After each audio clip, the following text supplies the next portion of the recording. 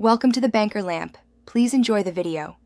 The Chrome side panel displays bookmarks, reading list, and extensions in a narrow column.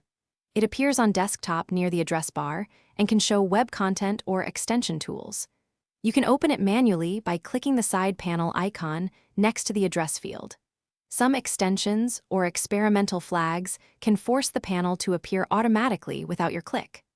I will show how to close it now and how to prevent it from returning later. Follow these steps carefully to restore your normal browsing layout. Click the side panel icon next to the address field to close the panel when it appears.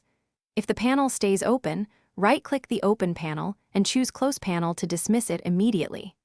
Next, open Chrome / extensions in the address bar to inspect active extensions for side panel features. Disable extensions that add panels by toggling their switches off in Chrome / extensions and then relaunch Chrome. If an extension is responsible, remove it by clicking Remove and confirming the deletion from your browser. Open Chrome / flags and search for side panel flags, then set them to default or disabled. Experimental flags can reintroduce the side panel after updates, so resetting them stops unexpected behavior. Update Chrome to the latest version via Chrome / settings / help to remove experimental behavior that targeted panels. If the panel persists despite disabling extensions and flags, reset Chrome settings to their original defaults in Chrome / settings /.